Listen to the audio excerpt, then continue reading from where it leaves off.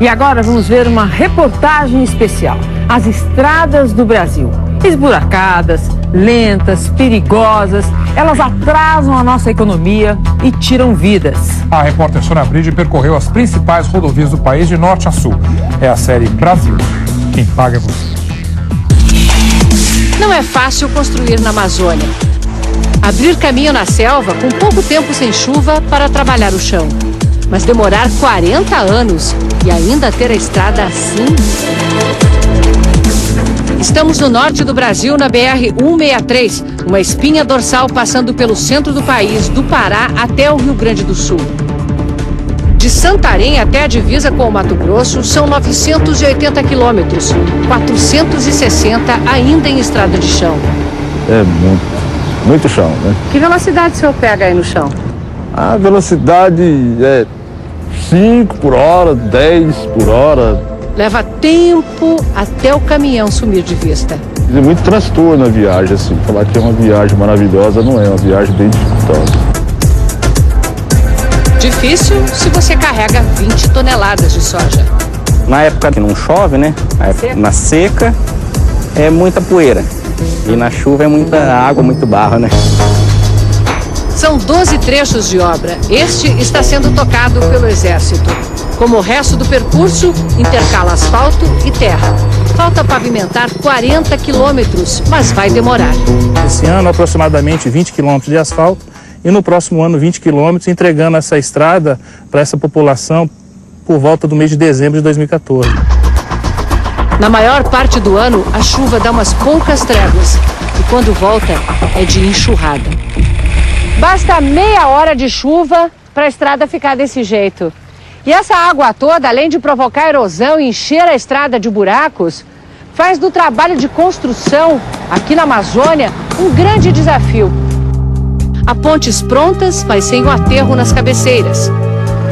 Na última estação de seca, os militares entregaram as mais urgentes, como a ponte da enxurrada. Num trecho de 112 quilômetros entre Itaituba e Rurópolis, no Pará, a 163 se funde com a Transamazônica. Essa estrada, que foi aberta no começo dos anos 70 do século passado pelos militares e que só agora, 40 anos depois, tem sinais de que o asfalto finalmente vai chegar. O atraso vem de longe. Só em 2009 as obras foram reiniciadas, mas a empreiteira responsável por esse trecho faliu. Deixou as pontes novinhas e o povo usando as de madeira. O DENIT refez a licitação e o asfaltamento começa este ano. Em outros 3 trechos da BR-163, o Tribunal de Contas da União encontrou indícios de sobrepreço, superfaturamento e pagamento por serviços não executados. O TCU aceitou a defesa de uma das empreiteiras. Para as outras 2, aponta potencial dano aos cofres públicos de 31 milhões de reais. O DENIT exigiu das empresas garantias nesse valor para não parar as obras até uma decisão final. Elas não pararam, mas atrasaram. Como atrasa a viagem? Bastante risco, porque é liso, o caminhão perde a estabilidade. Falar que você tem segurança é difícil, a segurança é bem pouquinho. O caminhão não consegue subir, tem que voltar para pegar embalo. Assim viaja a riqueza das lavouras mais eficientes do planeta. Essa estrada é tão importante porque reduz distâncias continentais.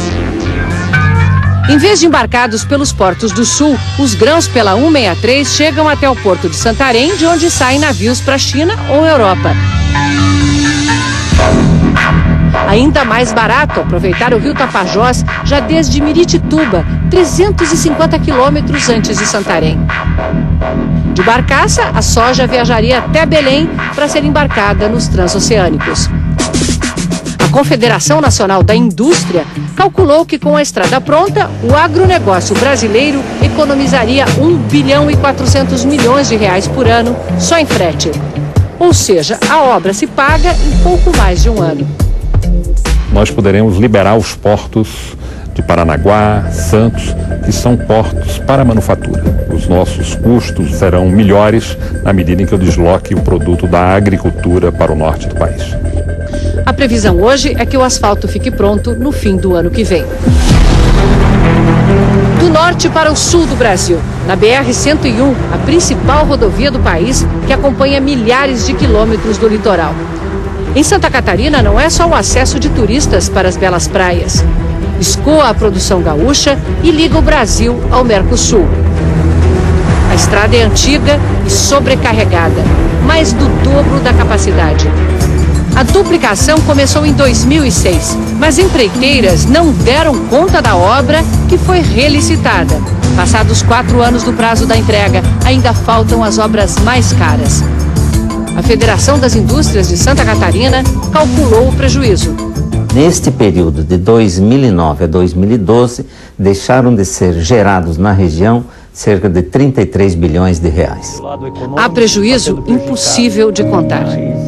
Mensurar uma vida, 2 vidas, no meu caso, 3 vidas, é muito difícil. Em frente ao posto de saúde que leva o nome da filha mais velha, encontramos Emilson de Carvalho. Diele, médica, faria hoje, domingo, 29 anos. Ela morreu na BR-101, no mesmo acidente que matou a irmã, Gislaine, de 23 anos, dentista, e a sogra de Emilson. Só a mulher dele sobreviveu. A minha esposa continua ainda doente, ela não tem condição de voltar ao trabalho. O acidente foi em outubro de 2010, quando a duplicação já deveria estar concluída. Mas a pista dupla voltava a ser simples e tinha água acumulada no desvio. A gente está processando tanto a empresa quanto o governo federal por esse descaso que ocorre com obras do governo. Só quem está na situação, como nós familiares, como nossos amigos, como a comunidade onde elas trabalharam, sabe dessa perda, que é irreparável. Não tem dinheiro que pague. Para terminar a duplicação, faltam 2 túneis. A obra mais cara é a Ponte da Laguna. O projeto foi polêmico. Venceu o mais caro, 642 milhões de reais. Uma ponte estaiada com jeito de cartão postal que protege o ecossistema da lagoa e permite a passagem de barcos. Mas o TCU apontou sobrepreço de 53 milhões de reais em custos de mão de obra e de compra de areia.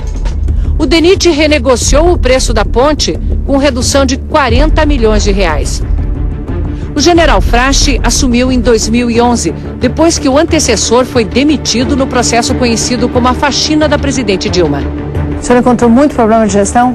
O problema era de gestão, não é problema técnico. Nós temos técnicos excelentes, faltava gestão. Um deles era a falta de programas de computador para engenharia. Isso aqui é uma grande aventura, né? É uma grande aventura. Eu não sei onde vai acabar. Que não se sabe onde vai terminar. Denúncias de desvio de dinheiro em obras derrubaram o então ministro dos Transportes, Alfredo Nascimento, do PR. Assumiu Paulo Passos, que este ano foi substituído por outro integrante do PR, o ex-governador da Bahia, César Borges. Indicação de Alfredo Nascimento, o ministro demitido por suspeita de corrupção. As estradas são o principal meio de transporte no Brasil, com quase 60% das cargas e 96% dos passageiros. Mas no ranking de qualidade de estradas em 144 países, estamos na posição 123. E o problema não é falta de dinheiro. O orçamento é uma ficção. E nós vemos que a distorção entre aquilo que está previsto e aquilo que efetivamente é realizado é enorme. Hoje nós temos um bom problema. Qual é? O governo tem recursos para gastar, nós temos uma economia crescendo e muitas vezes nós temos dificuldade para gastar a execução orçamentária por falta de projetos que não foram feitos lá atrás. No ano passado, o Ministério não conseguiu transformar em obras mais de 6 bilhões e meio de reais. Foram executados 62% do orçamento, a mesma média dos últimos 10 anos. O investimento em transportes no Brasil saltou de 1,5 bilhão em 2002 para 20 bilhões no ano passado. Mas ainda é muito pouco para dar conta do atraso. O governo quer investir 100 bilhões por ano em 6 anos. Para isso é preciso buscar recursos também na iniciativa privada. O IPEA alerta para contratos mal formulados. A nossa preocupação é que uma boa ideia, se ela não for bem elaborada, ela pode não ter um resultado adequado. Os erros cometidos agora se perpetuarão por 25, 30 anos, que são os prazos desses contratos. Veja o que acontece também na BR-101, parte já duplicada e administrada por uma empresa privada. Onde cruza a área urbana da Grande Florianópolis está o trecho mais perigoso em rodovias federais do Brasil. Nesses 47 quilômetros, em 16 meses, 248 pessoas morreram em acidentes. Uma a cada 2 dias. Para diminuir esses números vergonhosos, o governo fez um projeto. Uma via de contorno da Grande Florianópolis, tirando esse tráfego pesado de dentro da área urbana. Essa obra foi incluída como contrapartida na concessão da empresa que explora os pontos de pedágio. Só que passado o prazo para a conclusão da obra, ela ainda nem começou. Hoje o contorno tiraria daqui o tráfego de 18 mil caminhões por dia. O projeto estava pronto, 47 quilômetros para ser construídos até 2012. E o custo dessa obra entrou no cálculo do pedágio cobrado desde 2008.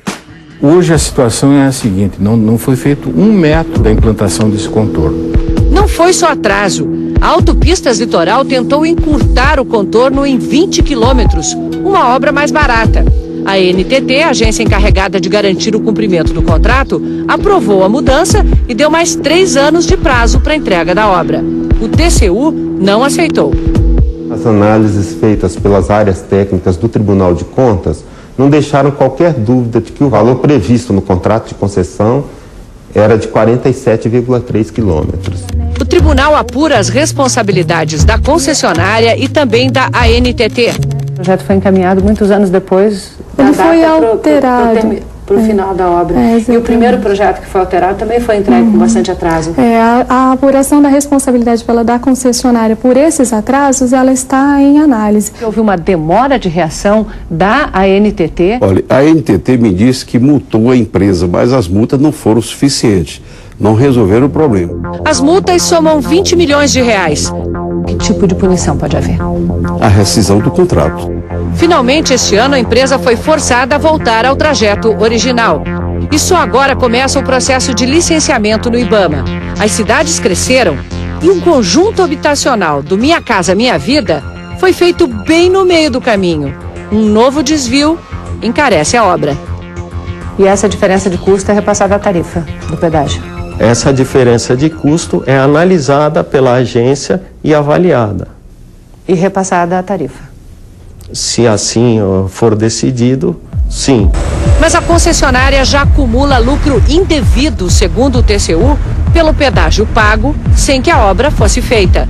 Até agora, quem está pagando o prejuízo são os usuários da rodovia, porque eles estão pagando um valor do pedágio maior do que deveriam. Pagando caro e sem saber até quando a rodovia da morte vai cortar suas cidades.